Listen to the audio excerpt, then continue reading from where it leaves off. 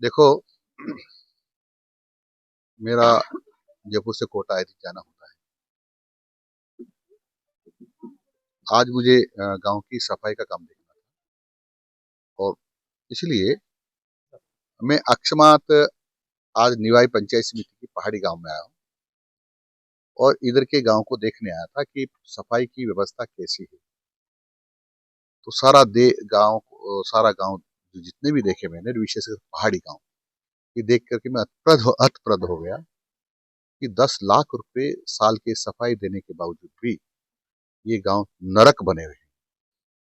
और यही हाल यदि गर्मी तक रहा तो हैजे के मारे, बीमारियों के मारे कई लोग मर सकते हैं।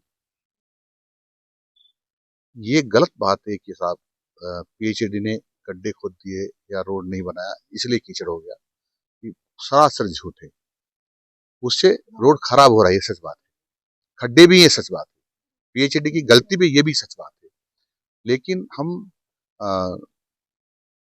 मैजिक पिट बनाने के लिए पैसा देते हैं, सोख्ता बनाने के लिए पैसा देते हैं, झाड़ू रोज निकालने के लिए पैसा देते हैं, नालियां नालियां सफाई करने का पैसा देते हैं, हम घर घर से कचरा इकट्ठा करने के लिए भी पैसा देते हैं। फिर भी 5 साल में एक दिन भी इस ग्राम पंचायत के पहाड़ी गांव की सफाई नहीं हुई। इसमें कहीं न कहीं गोल, यानी हमारे जनप्रतिनिधि कहूं या अधिकारी कर्मचारी कहूं, या तो वो पैसे को खा रहे हैं या उन्होंने पैसा खर्च नहीं किया। ये कहा जाए कि उन्होंने पैसा खर्च नहीं किया, पैसा रखा हुआ है, तब ये अपराध है, क्योंकि हमने तो पैसा सफाई के लिए दिया था, उसका सफाई करना चाहिए। तो हम इन सब की जांच कराएंगे। जिला प्रमुख जी मेरे साथ है, मैंने सीओ को भी कर दिया है। इसकी पूरी जांच करके कौन कौन दोषी है, जो जो दोषी उनके खिलाफ हम सख्त कार्रवाई करें। देखिए, काफ़ी अनियमितताएँ आप अधिकारी कुछ अलग बता रहे थे, जाँच में क्या देखा गया तो कुछ अलग आया। क्या कहेंगे देखो, इसको लेकर? अधिकतर ने यहाँ झूठ बोला है। सरपंच साहब भी कह रहे हैं कि हम सफाई करवाते हैं, और सफाई नहीं होती, खुद भी सफाई करता हूँ। यदि खुद सफाई करते तो इतनी गंदगी नहीं होती। इनका इनका कचरा भी उठाते हैं, एक दो ने गांव में कहा हो, कहीं भी सफाई नहीं हुई। क्योंकि नालियों में भी पेड़ उगे हुए, उससे लगता है कि यदि शायद सफाई होती तो पेड़ इतना बड़ा क्यों हो जाता।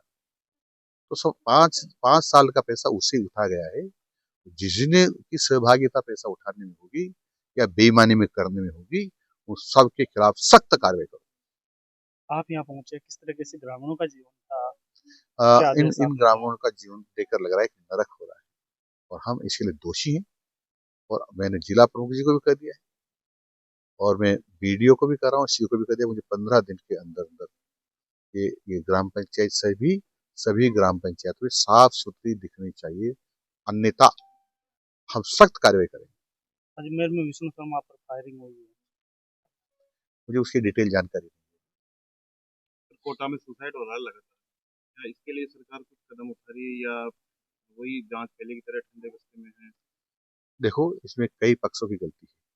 माँ बाप की भी गलती है, कोचिंग संस्थान की भी गलती है, संगत की भी गलती है, और जो सुसाइड कर रहा है उसके मन की भी कमजोरी है। क्योंकि केवल इंजीनियर बनना, डॉक्टर बनना ही हमारे जीवन का ध्येय नहीं है। उससे भी बड़े बड़े बड़े हम बन सकते हैं। तो आर्ट्स पढ़ के भी हम आरएस ऑफिसर बन सकते हैं, आईएएस ऑफिसर बन सकते हैं, दूसरे ऑफिसर बन सकते हैं। साइंस पढ़ के भी जरूरी नहीं कि डॉक्टर इंजीनियर बने, साइंटिस्ट बन सकते हैं, प्रोफेसर बन सकते हैं। लेकिन जो मन में ये कर जाते हैं तो ये बनना था। इधर माँ बाप रोज रैंक पूछते हैं उससे, तेरी रैंक कितनी चल रही है, और फिर मंत्री देख, जी के दौरे के बाद में एक क्या एक मिनट एक मिनट पूरी बात सुन लो। रैंक पूछते हैं उससे, कितनी रैंक चल रही है। अब हर हर इंसान की ग्रहण करने की क्षमता अलग अलग है, और उसकी कैपेसिटी साइंस पढ़ने की नहीं, या इतने नंबर लाने की नहीं, तो इतना दबाव उसके ऊपर नहीं बनाना चाहिए। कोचिंग वाले भी अपने रिजल्ट रखने के लिए कहते हैं तुम पढ़ो पढ़ो पढ़ो, उसकी कैपेसिटी नहीं है। माँ बाप कहते हैं मैंने तेरे लिए घर बेच दिया है, तेरे लिए धरती गिरवे रख दी है, सब कुछ कर दिया है, और तू इंजीनियर बना, डॉक्टर नहीं बना, तो हम बर्बाद हो जाएंगे। वो सोचता है मैं क्या करूँ। माँ बाप करे घर बेच रहे हैं, ये कर रहे हैं, मेरी कैपेसिटी नहीं है, पूरी ताकत लगा रहा हूँ। तो ऐसे फिर स्थिति में उसको यही रास्ता दिखाई देता है जो गलत है, नहीं करना चाहिए। मंत्री जी का क्षेत्र में दौरा हुआ है, आकाश में दौरा है, अधिकारियों में भी खलबली मची है। या कौन से पार्टी से सबक लेकर कौन से मंत्री जी सुरक्षित रहे। मदन जी जिंदाबाद, जो अपने बेबाक हाँ। अंदाज के लिए भी जाने जाते हैं, हाँ। डिसीजन के लिए। पहाड़ी गांव का क्षेत्र का दौरा हुआ है, क्या आसपास क्षेत्र के ग्राम पंचायतों में भी आज के दौरे के बाद कुछ रिएक्शन देखने को मिला? समझदार अधिकारी होंगे तो रिएक्शन होगा, नहीं तो वो उसका परिणाम भुगतेंगे।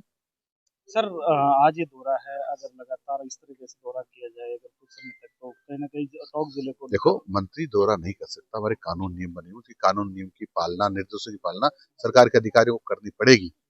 हम कभी कभी दौरा करते हैं, मंत्री का काम हर गांव में दौरा करने का है भी नहीं, परंतु कभी कभी देखकर हम अधिकारियों को कहते हैं, जो अच्छा काम दिखाई देता है तो उनकी प्रशंसा भी करते, पीठ भी थपथपाते हैं, और जो गलत दिखता है तो उसको ठीक करने की बात भी करते हैं। अधिकारियों को औचक जांच के लिए भी मैं जिम्मेदारियां मैंने इन्होंने ली है। हमने हमने सब अधिकारियों से कर दिया है, महीने में 4 दिन हर अधिकारी को रात्रि विश्राम गांव में करना पड़ेगा, गांव में देखना पड़ेगा, उनसे पूछताछ करनी पड़ेगी।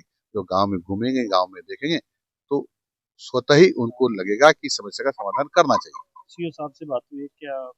सीओ साहब को मैंने कह दिया, जांच कराएं, जांच में दोषी पाया जाता है उसको दंडित करें, रिपोर्ट हमारे पास भेजें, हम दंडित करें।